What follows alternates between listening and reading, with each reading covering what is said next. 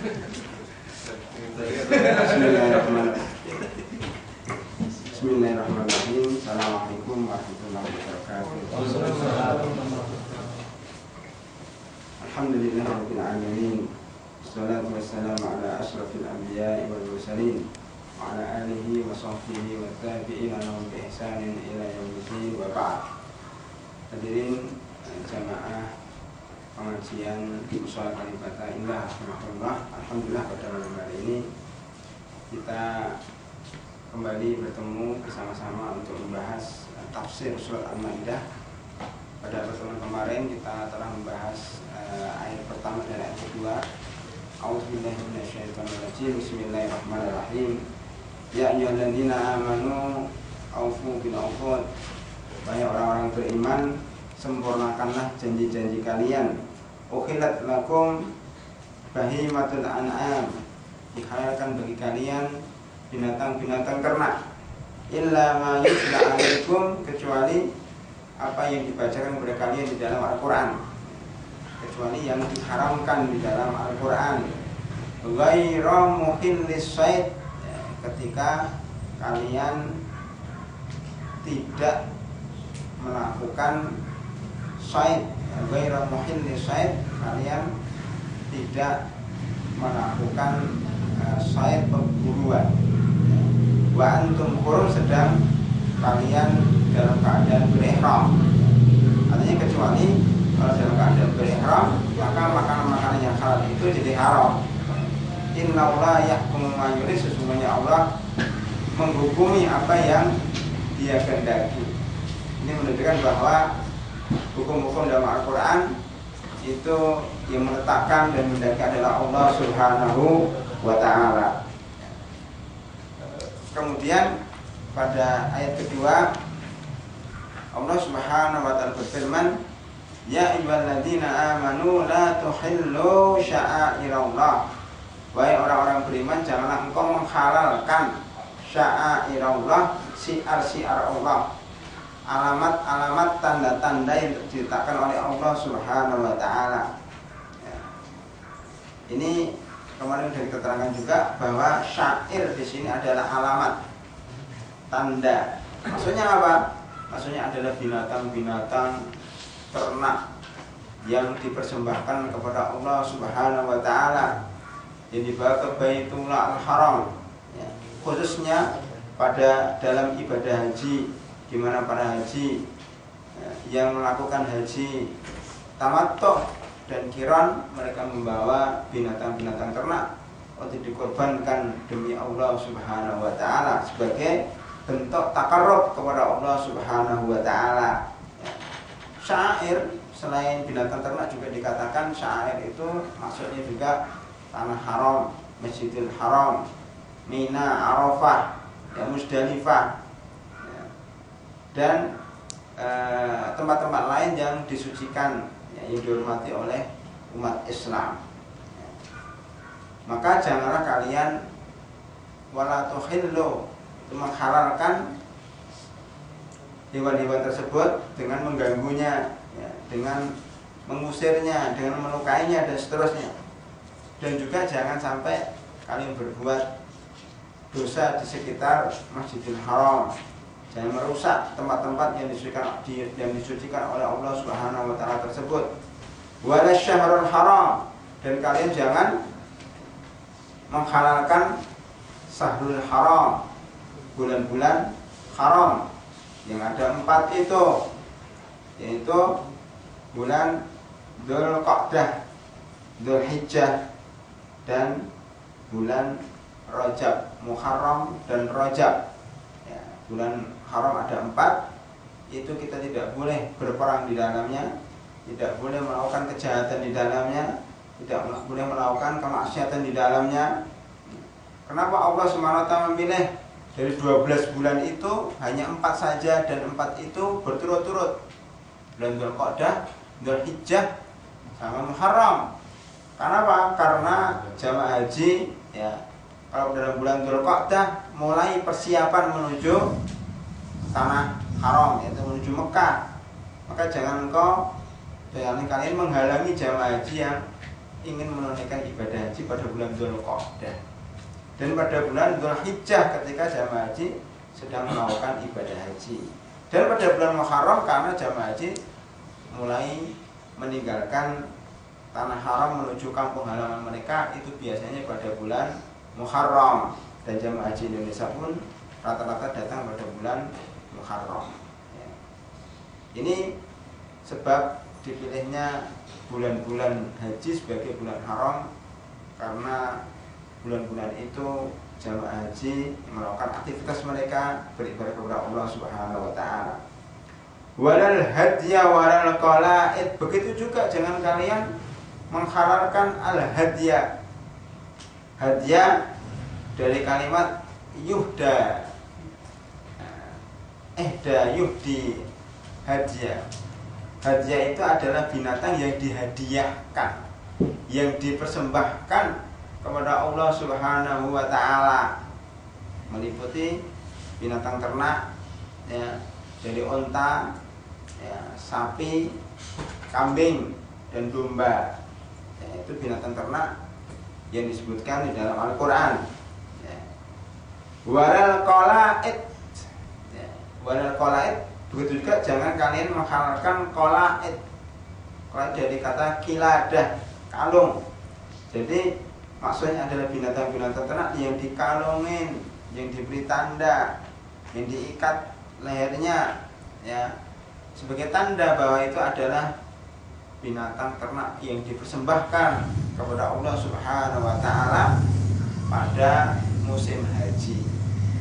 Kalau hadiah secara umum, kalau qala'id lebih khusus lagi karena binatang-binatang itu diberi tanda ya, kalau kita kemarin haji itu binatang-binatang itu diberi cat ya, ada yang dikalungi dengan sandal ya, ada yang dilukai, maksudnya dilukai dalam arti ya punuk-punuk unta itu dilukai dikit agar darahnya mengalir untuk menunjukkan bahwa itu binatang yang dipersembahkan kepada Allah Subhanahu wa taala, tidak boleh diganggu.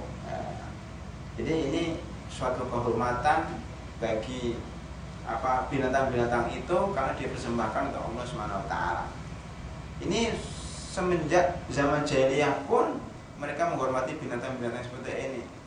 Buktinya ketika pasukan gajah yang dipimpin oleh Abraha itu mau menyerang Ka'bah, Abdul Muthalib ya, untuk menahan laju gerakan pasukan mereka, salah satunya meletakkan binatang-binatang al-hadya atau binatang-binatang yang qala'id yang dipersembahkan kepada Allah itu, meletakkan di tengah-tengah antara pasukan gajah dengan Ka'bah ya, supaya kalau pasukan gajah itu menyerang dan membunuh binatang-binatang yang sudah dipersembahkan untuk Allah Subhanahu wa taala itu diharapkan bisa kualat. Kalau kualat mereka akan dimurkai oleh Allah Subhanahu wa taala dan dihancurkan. Belum sampai binatang-binatang itu diganggu oleh Abraha sudah diazab oleh Allah Subhanahu wa taala dengan tayron ababil, burung ababil itu. Jadi keyakinan ini semenjak zaman dahulu ya, semenjak zaman jahiliyah ya. Wala amina al-baital haram. Begitu juga jangan kalian mengganggu orang-orang yang amin. Amin ini adalah yang menuju Baitullah al-Haram ya. Sebelumnya di dalam surat Al-Hajj ayat 32 Allah Subhanahu wa taala berfirman, "Dzalika wa man yu'azzim sya'airallah fa innaha min taqwal qulub." Barang siapa yang menghormati syiar-syiar Allah, sesungguhnya itu berangkat dari hati yang takwa. Beberapa ahli tafsir ya, mengatakan maksudnya yu'adzim itu apa? Yu'adzim itu memperbesar ya, dari kalimat azoma, azim itu besar. Maksudnya besar itu apa? Ya kambingnya dibesarkan.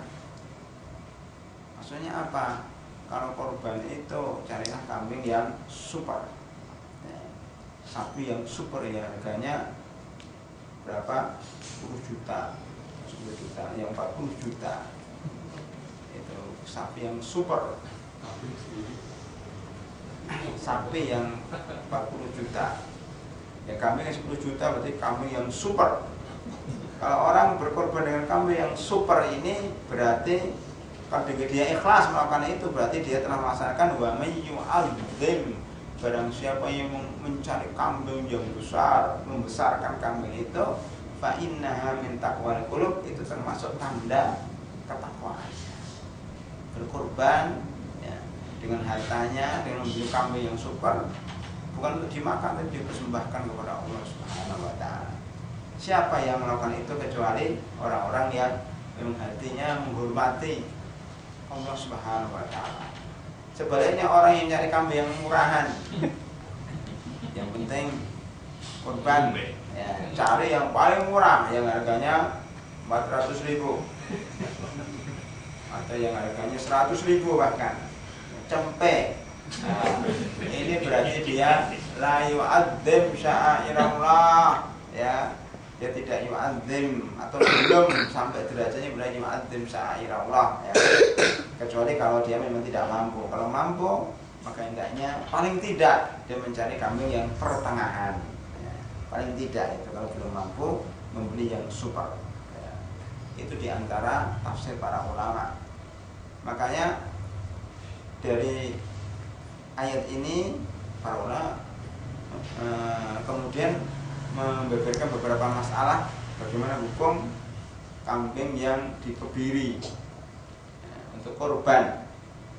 Ya, mereka membolehkan kambing dikebiri. Kebiri itu apa sih?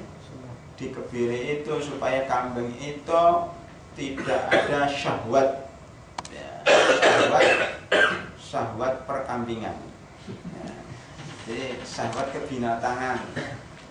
Ya, akhirnya kambing itu supaya dia tidak bisa membuai kambing betina. Ya. Nah ini kan bisa gemuk, ya.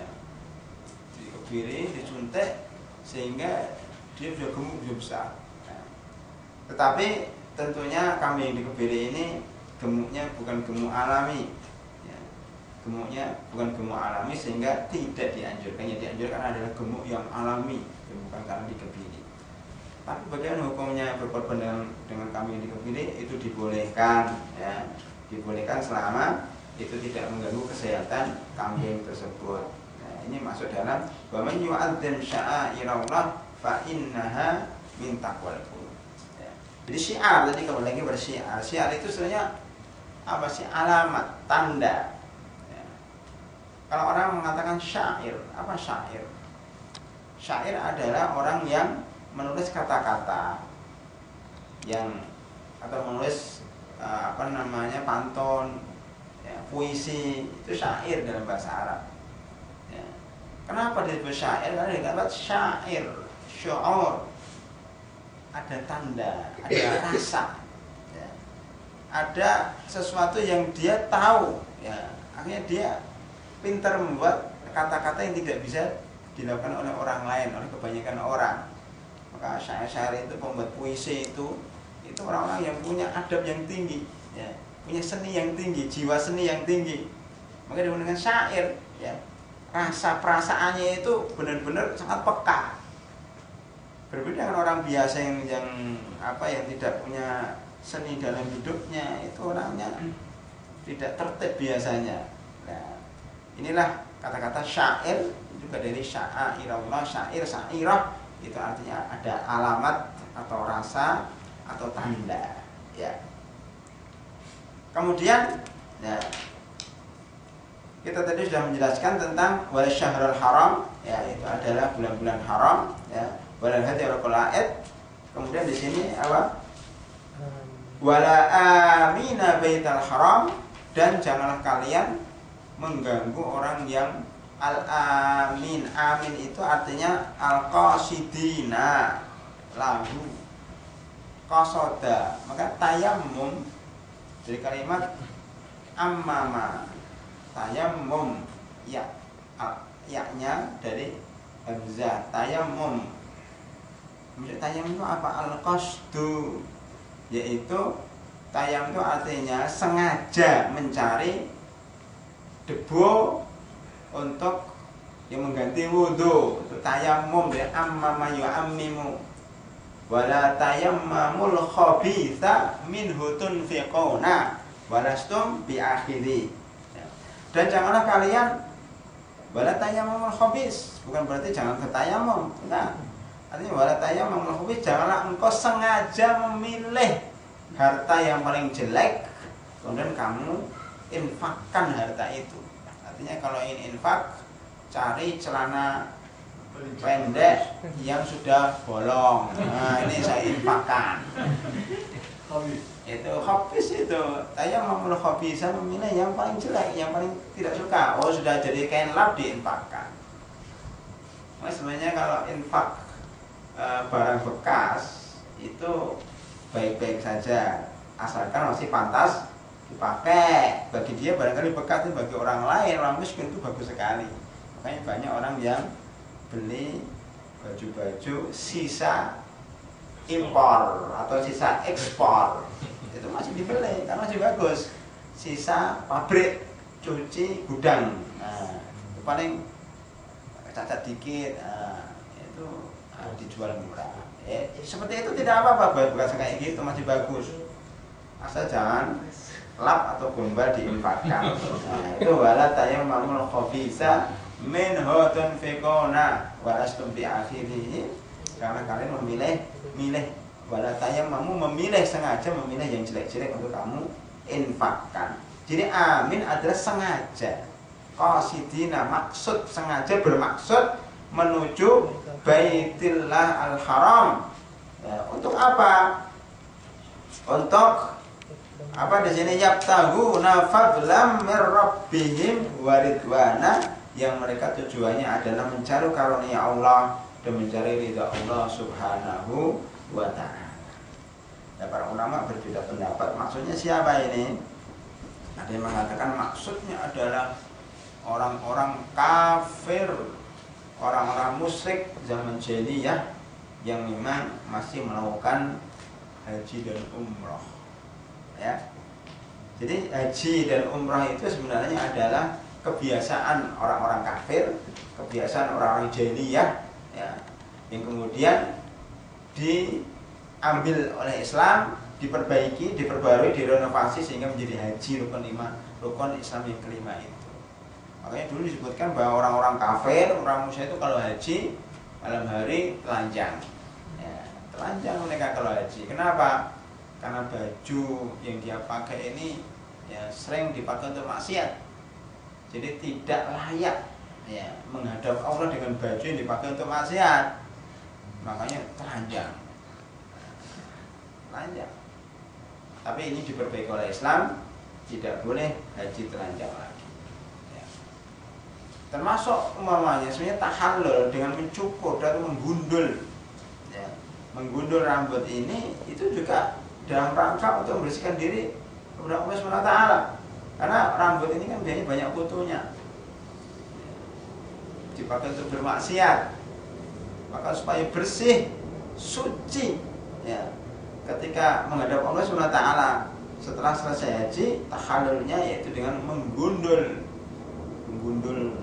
apa, kepala, rambut-rambut yang kotor-kotor dibersihkan. Itu yang lebih afdal, ya, lebih afdal. Sampai Rasulullah SAW mendoakan mukhalikin sampai 3 kali, baru muqassirin, muqassir itu yang dipotong saja, ya. Jadi lebih afdal. Kenapa? Rambut ini supaya rambut hiasan kepala manusia ini kalau bisa digundul, ya, supaya kita benar pasrah kepada Allah Subhanahu wa ta'ala, ya.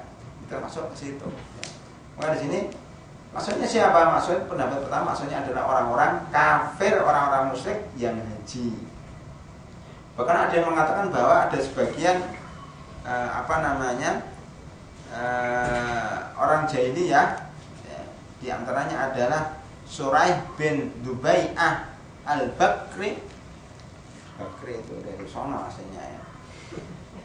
Suraih bin Dubai'ah al-Bakri, ya, itu ditangkap oleh salah satu tentara Rasulullah Sallallahu Alaihi Wasallam, padahal dia mau umrah, ditangkap oleh tentara kaum muslimin. Maka turunlah ayat ini, jangan mengganggu orang umrah, walaupun orang umrah itu orang kafir, walaupun orang umrah itu orang musyrik, tidak boleh mengganggunya.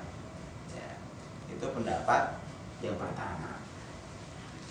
Pendapat pertama ini ya mengatakan bahwa yang umrah adalah, yang haji adalah orang kafir, kemudian dimansuh. Ya, kalau kita mengikuti pendapat yang ini, jadi dimansuh, ayat itu dihapus. Jadi yang wala aminal baital haram ini dihapus dengan firman Allah Subhanahu wa taala dalam surat Taubah ayat 5, faqtulul musyrikina haitsu wajadtumuhum, bunuhlah orang-orang musyrik di mana saja berada. Jadi ayat itu nggak terpakai lagi ya. Yang terpakai ada bunuhlah mereka ya. Itu kalau dalam keadaan perang tentunya dalam keadaan perang, bukan dalam keadaan damai. Ini jangan sampai disalahpahami. Ini banyak pemuda-pemuda di sini ya, jangan disalahpahami ya. Membaca ayat faqtulul musyrikina haitsu wajadtumuhum, ya, dia pernah belajar di Libya. Jadi belajar faqtulu itu fi'lul amr, kata perintah ya. Wal amru wal aslu lil amri lil wujub. Pada asalnya perintah itu menunjukkan kewajiban. Maka kita harus membunuh orang musyrik di mana saja berada. Ini kewajiban yang ditinggalkan oleh umat Islam. Nah, maka mereka mengasah pisau, ambil apa, ada orang musyrik, orang kafir lewat pisau. Ini salah, karena hanya memahami lahir daripada ayat saja, tanpa melihat tafsir-tafsir yang lain, hadis yang lain. Maksudnya di sini adalah dalam keadaan perang. Kalau nanti udah perang antara orang Islam dengan orang musyrik, ya, itu bunuhlah di mana saja mereka berada. Tentunya yang dibunuh adalah tentara-tentara musyrik yang menyerang umat Islam. Adapun orang-orang musyrik yang tidak berperang, nggak boleh kita bunuh. Orang-orang ahli ibadah mereka, pendeta-pendeta mereka yang berada di tempat-tempat ibadah mereka nggak boleh. Anak-anak kecil nggak boleh dibunuh, perempuan nggak boleh dibunuh, kan begitu. Jadi ini khusus orang-orang yang berperang dan memerangi umat Islam dan di medan. Kemudian dimansuh juga ya, dengan surat At-Taubah ayat 28.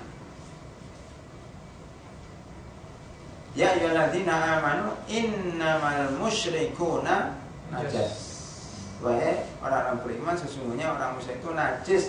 Fala yaqrabul masjidal harama ba'da amin hadza, maka janganlah mereka mendekati maksudnya jangan memasukin dan mendekati Masjidil Haram sesudah tahun ini, setelah tahun ini, yaitu waktu Rasulullah Sallallahu Alaihi Wasallam haji itu, beliau haji tidak bersama orang musyrik. Makanya beliau hajinya terakhir pada tahun 10. Pada tahun sebelumnya beliau nggak haji. Yang haji Abu Bakar Siddiq dulu.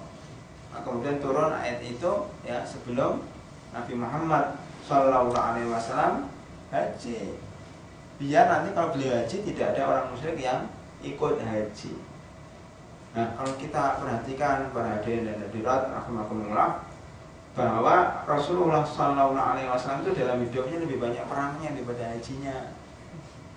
Kita tiap 2 bulan itu perang, bahkan tiap sebulan 2 kali itu perang, hajinya terakhir sebelum meninggal dunia. Nah, sekarang terbalik, haji terus perangnya sebelum meninggal dunia. Ya mestinya ya, kalau kita ngikuti sunnah Rasulullah SAW itu perang setiap 1 bulan 2 kali. Ya, perang dengan siapa? Cari musuh sendiri. Ya, cari musuh sendiri. Tapi jangan membunuh orang-orang yang tidak berdosa dan jangan membunuh orang-orang yang tidak berperang, kan gitu. Itu tidak boleh. Ya, ini maksudnya agar kita tahu ya, bagaimana sirah Nabi Muhammad SAW. Jadi fala yaqrabul masjidal haram ba'da amim hadza, orang-orang musyrik tidak boleh haji, tidak boleh ke Mekah setelah tahun ini. Berarti sampai sekarang sejak 14 abad yang lalu itu enggak ada orang musyrik yang masuk Masjidil Haram kecuali kalau dia mengaku dirinya muslim. Ada saja, biar nggak susah paspornya diganti agama Islam, nah, masuk dia. Tapi kalau agamanya nggak Islam nggak boleh masuk. Ya, makanya Saudi Arabia itu ibu kotanya nggak di Mekah, ibunya di mana? Di Riyadh. Kalau ibu kotanya di Mekah, tamu-tamu nggak bisa masuk. Nah, itu rahasia di situ. Bagaimana menerima tamu-tamu asing nggak bisa kecuali di Riyadh atau di Jeddah atau di tempat-tempat lain. Kan di Jeddah pun ada yang mengatakan termasuk haram atau termasuk mikot, ya, termasuk mikot. Tapi yang jelas di Riyadh itu ada ibu kota Saudi Arabia. Ya. Para hadirin rahimakumullah, ini penafsiran pertama. Jadi kalau penafsiran pertama berarti dimansuh. Ada penafsiran kedua yang dimaksud dengan wala amina baital haram. Wala aminal baital haram adalah maksudnya adalah orang-orang Islam juga. Jadi janganlah kalian mengganggu orang-orang Islam yang kepengen haji, ya, kepengen umroh. Maka kalau kita lagi umroh dan haji dipersulit, maka orang yang bersulit ini karena ayat ini. Karena takut dipersulit kadang-kadang. Ya, iseng aja petugasnya itu. Udah lengkap juga diisengin ya. Kadang-kadang orang kerjaan lah itulah dia akan terkena ayat ini. Ya, karena tujuannya udah baik. Makanya sebenarnya secara teori para ulama Saudi itu tahu bahwa jamaah haji ada tamu Allah. Ya, orang yang umrahnya tamu Allah Subhanahu wa taala. Itu secara teori, tapi orang bawahnya tidak tahu agama. Ya. Petugas-petugas bawahnya itu sering kali tidak kooperatif, ya, tidak menghormati jamaah haji. Karena ada sama jamaah haji sendiri juga tidak saling menghormati. Nah, ini terkena ayat ini semuanya. Wala aminal baital haram yabtaghuna fadlan min rabbihim wa ridwana. Ya. Mereka ketika haji itu mencari fadlan min rabbihim. Kalau dikatakan fadlan min rabbihim maksudnya adalah keutamaan dari Allah SWT, maksudnya rizki. Fa idza qudiyatis sholatu fantasiru fil ardi wabtaghu min fadlillahi wadhkurullaha katsiran la'allakum tuflihun. Jadi kalau wabtaghu min fadlillah atau yabtaghuna fadlan min rabbihim, nah, itu maksudnya adalah mencari rizki dari Allah SWT. Karena fadl itu karunia Allah SWT yang diberikan kepada hambanya. Waridwana, dan ridha Allah Subhanahu wa taala. Dari ayat ini bisa kita simpulkan bahwa haji itu boleh niatnya haji saja, dan boleh juga niatnya haji dan mencari rezeki, haji dan travel, haji dan dagang, haji dan pertukaran barang dan sebagainya itu dibolehkan, ya. Selama niat utamanya adalah haji, sedang mencari dagangan, mencari rezeki, ini nomor 2. Kalau terbalik tentunya tidak boleh, atau tentunya itu tidak boleh kalau kita tujuan utamanya adalah mencari rezeki, haji dikalahkan, tidak boleh. Jadi harus ridha Allah didahulukan, baru sambil mencari rezeki. Ya. Wa idza halaltum fastadu. Jika kalian telah halal, maksudnya telah selesai haji tahallul, tahallul dengan halal, telah halal. Maksudnya halal apa? Dulu sebelumnya haram, ihram. Ihram itu apa? Ihram itu niat untuk haji. Jadi ihram itu bukan sekedar menggunakan pakaian ihram, tapi ihram itu maksudnya niat untuk haji dari mikot sambil memakai pakaian ihram. Ya. Sejak itu kita dilarang, diharamkan untuk melakukan beberapa perbuatan, ya, tidak boleh motong kuku, tidak boleh motong rambut, tidak boleh mencabut ketiak, tidak boleh menggunakan minyak wangi, tidak boleh berhubungan dengan istri, ya, tidak boleh macam-macam. Ya. Nah, ketika selesai haji namanya tahallul. Tahallul itu menghalalkan. Ya, setelah selesai haji maka dipotonglah rambut, digulung rambut, maka boleh segala sesuatu yang diharamkan sebelumnya. Maka wa idza halaltum fastadu dari kalimat apa? Saidun sot ya dal toknya ini tambahan, fastadu ini tok tambahan, fastadu maka hendaknya kalian berburu. Nah, para ulama menjelaskan fi'il amr di sini maksudnya lil ibahah. Kenapa lil ibahah? Karena ya'ti ba'dal hadri. Ya. Perintah di sini untuk membolehkan karena datangnya setelah larangan. Berarti kalau diartikan jika kalian setelah tahallul maka dibolehkan berburu lagi, bukan diwajibkan, dibolehkan. Ya ayyuhalladzina amanu idza nudiya lis-salati min yaumil jumu'ati fas'au ila dzikrillah. Ya kan, wahai orang beriman, jika dipanggil untuk salat hari Jumat, maka segeralah pergi untuk salat Jumat, wadarul baik, dan tinggalkan jual beli, kan larangan ini.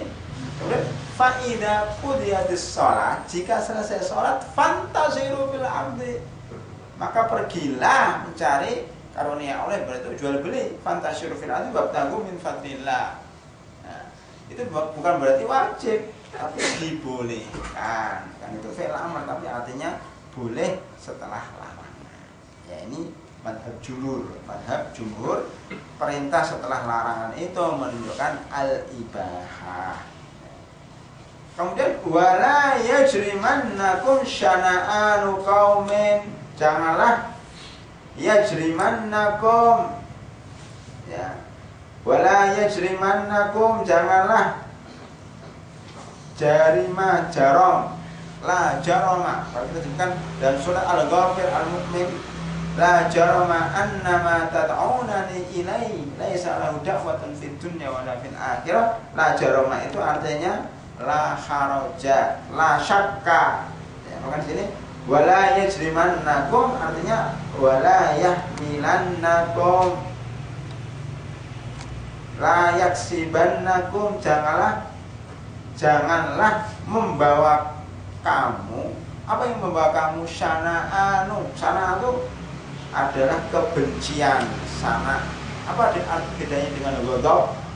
Ghadab itu marah ya, tapi kalau sana itu marah yang sudah berlebih-lebihan, marah yang sudah sampai ubun-ubun, ya, marah yang sudah benar-benar. Maka jangan sampai kemarahan Anda, kebencian Anda kepada suatu kaum membuat Anda yajrimannakum yahmilannakum, membuat Anda ikut apa? Ansadu kemudian Masjidil Haram an ta'tadu, ya. Janganlah karena marah kamu kepada suatu kaum membuat kalian berbuat sewenang-wenang. Maksudnya apa? Di sini sebenarnya kaidah di dalam pergerakan Islam, di dalam para aktivis Muslim, hendaknya jangan sampai kita benci sama seseorang menyebabkan kita bertindak sewenang-wenang, tidak adil, tidak fair. Ya, kalian tidak senang sama seseorang. Makanya ketika Ali bin Abi Thalib ya, dalam suatu peperangan itu mau membunuh musuhnya, orang kafir. Ketika membunuh itu diludailah Ali, jadi ludai, dia marah ludai, membunuh nggak jadi. Kenapa? Karena takut beliau itu membunuhnya bukan karena Allah SWT. Dia takut membunuhnya karena emosi, karena dendam pribadi, ya, sampai segitunya para sahabat dulu. Makanya ketika dalam perang-perang itu sering itu para mujahidin tidak bisa mengendalikan emosi. Saya diceritani oleh beberapa orang yang pernah pergi jihad di Poso melawan orang-orang Nasrani, ya. Itu kadang-kadang kepingin, ya, dia itu ketika musuhnya ini sudah mati ingin dicacah-cacah, ya. Ini cacah-cacah, saking dendamnya, saking bencinya, ini nggak boleh. berarti sudah nggak lillahi ta'ala lagi karena dendam. Nah, nggak boleh tindakan nyacah-nyacah itu. Coba dibunuh sudah selesai, udah mati mau diapakan lagi? Ya, itu adab dalam jihad juga seperti itu. Maka di sini apa namanya, tentara Islam jika orang kafir pun harus adil, dalam membunuh pun harus adil. Maka tidak boleh tawanan itu diperlakukan dengan sewenang-wenang. Ketika membunuh itu tidak boleh kayak membunuh orang yang udah kehilangan keseimbangan, ya sangat emosi nggak boleh. Ya. Makanya harus dalam perang itu juga harus ada sifat hati-hati, pemaaf. Ya, di sini ada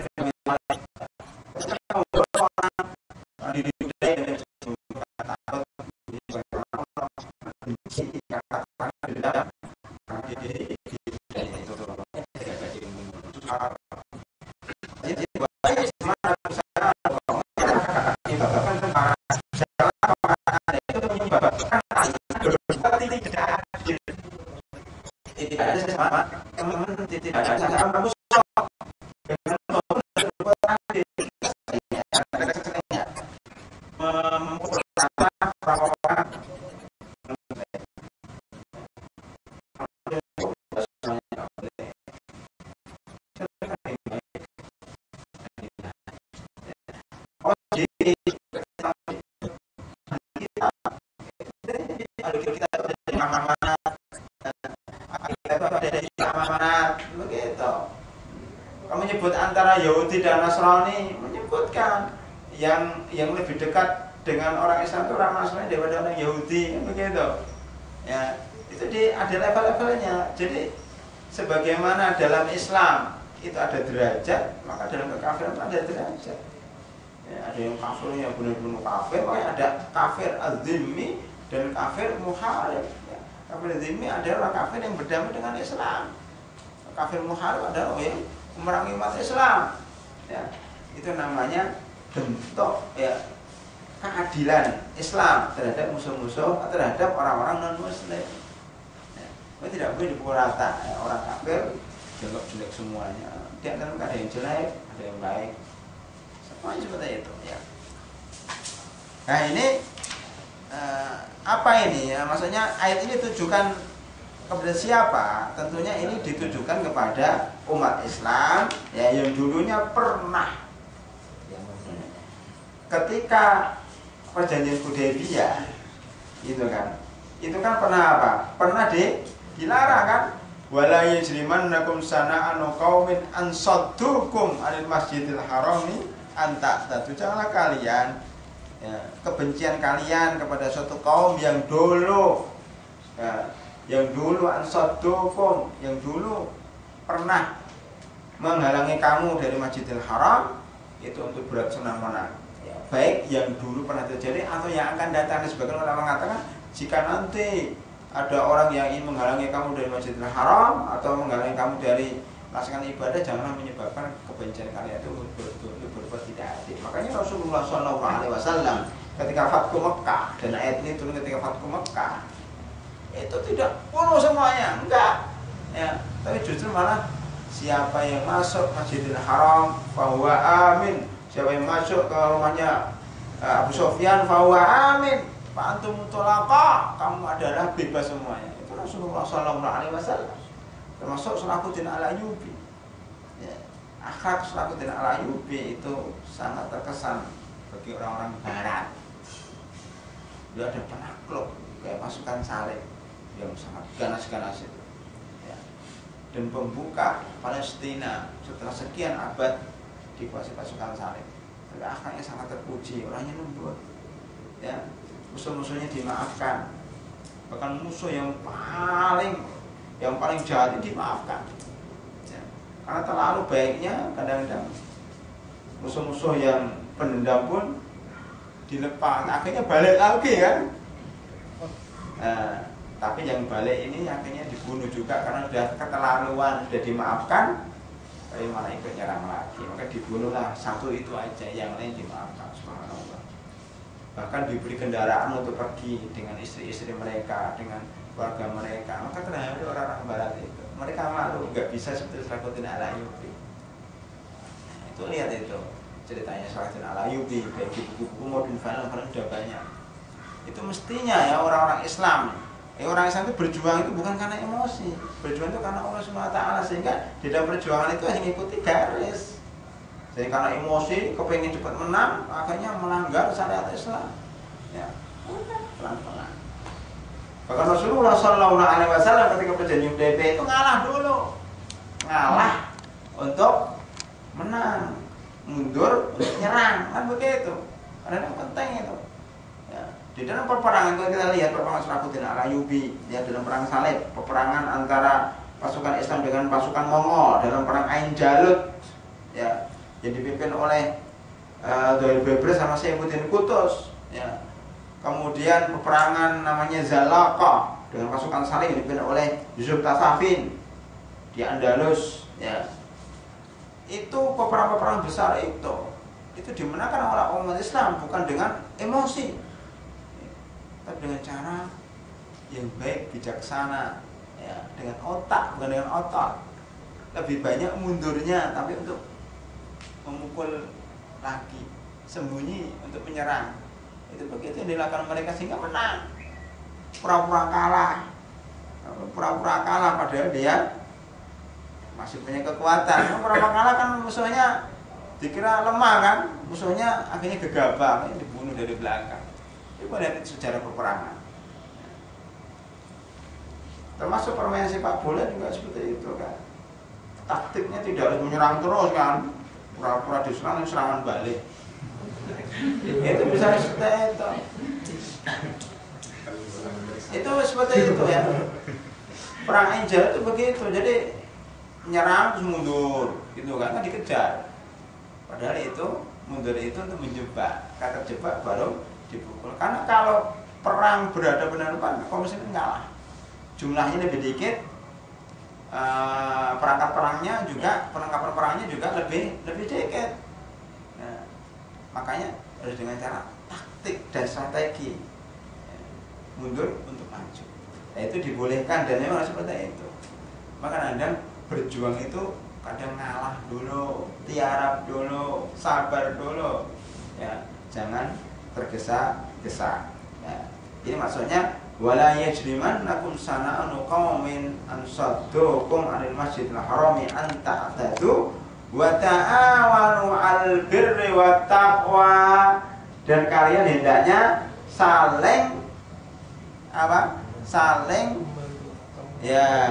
saling membantu dalam melaksanakan al-birri wat taqwa. Jadi rahimakumullah, ayat ini dijadikan dalil sahnya dan absahnya jamaiyah atau organisasi.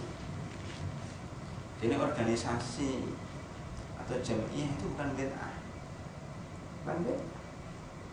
Justru itu sunnahnya kayak seperti itu. Sunnahnya itu seseorang harus berkumpul, berorganisasi. Ya. Innallaha yuhibbul ladzina yuqatiluna fi sabilihi shaffan ka'annahum bunyanun marsus. Dalam surat As-Saff, sesungguhnya Allah mencintai orang-orang yang berperang di jalannya dalam keadaan shaff, ya, shaffnya rapi, ka'annahum, seperti seakan-akan mereka adalah bunyanun marsus, bangunan yang kuat.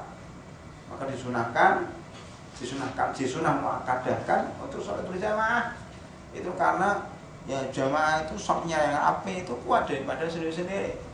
Berdakwah pun disunahkan untuk berjamaah dalam sebuah organisasi. Ya. Menegakkan Islam pun harus berorganisasi. Maka jamaiyat, berjamaah, ya, dan organisasi yayasan itu sunnah. Kenapa? Wa ta'awanu, karena mereka saling membantu dalam amar ma'ruf nahi mungkar. Coba kalau kita amar ma'ruf mungkar sendiri, mana bisa? Jadi hidup di Jakarta ini nggak bisa. Kalau kita amar ma'ruf nahi mungkar dengan organisasi, atas nama organisasi, ya, itu lebih kuat. Bagi zaman fitnah seperti ini, kalau kita hidup sendiri nggak ada yang bela. Tapi kalau kita hidup bersama organisasi yang ada bersama yayasan-yayasan yang ada itu lebih kuat. Oleh satu organisasi dengan organisasi lain saling kerjasama. Justru dari ayat ini ya, berjamaah berorganisasi itu lebih sunnah karena ta'awun 'alal birri wa taqwa. Yang tidak boleh itu kalau fanatik. Jadi ada orang-orang itu nggak bisa membedakan organisasinya itu sunnah, ya, fanatiknya haram. Fanatiknya itu nggak boleh, bukan organisasinya. Oh, nggak berorganisasi kalau fanatik juga haram. Makanya bentuk panitia, bentuk organisasi, bentuk apa itu nggak masalah. Pemimpin yang ada hanya pimpinan organisasi, bukan pimpinan yang kita baiat kepadanya. Pimpinan organisasi, pimpinan administrasi saja dan mudir, ya, untuk memudahkan urusan saja. Ya, ini ya. Makanya ayat ini wa ta'awanu 'alal birri wat taqwa, ya, sebagai dalil atas amal jama'i. Ya, seluruh amal jama'i itu dalilnya adalah ta'awanu 'alal birri wat taqwa. Ya. Apa bedanya antara birri wa taqwa? Birrun wa taqwa. Sebenarnya birrun wa taqwa ini sama. Dua lafaz yang berbeda tapi maknanya sama. Kayak Islam dan iman. Ya, Islam dan iman itu sama. Jika digabung berbeda, jika dipisah sama. Ya, makanya wahai para hadirin dan hadirat, mana kita meningkatkan ketakwaan kita kepada Allah, maksudnya juga meningkatkan kebajikan, meningkatkan birri juga, birrun, ya, kepada Allah Subhanahu wa taala. Ya, kalau kita berbuat baik, wa birrul walidain, wa bil walidaini ihsana, berbuat kepada orang tua itu juga salah satu daripada ketakwaan. Jadi iman dan Islam itu jika digabung artinya beda, sendiri-sendiri. Islam itu maknanya juga iman, iman itu juga maknanya Islam.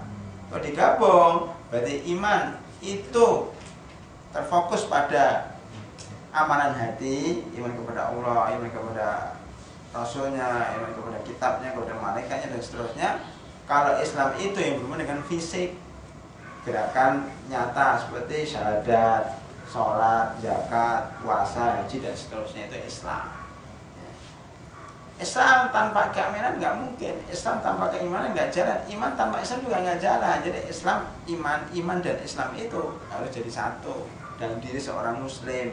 Orang Muslim maksudnya orang mukmin. Orang mukmin maksudnya orang Muslim. Begitu juga al-birri wa taqwa adalah dua kata yang berbeda tapi maknanya sama. Itu kalau dipisah, kalau digabung, wa ta'awanu 'alal birri wat taqwa berarti saling bekerja sama dalam kebaikan dan ketakwaan. Kebaikan termasuk takwa, takwa termasuk kebaikan. Kalau dibedakan, ya, kalau dirinci, karena ini bertemu di sini jadi satu, maka dirinci. Para ulama mengatakan bahwa al-bir, ya, bir itu, ya, apa? Bir itu adalah yatana walul wajib wal mandub ilaihi.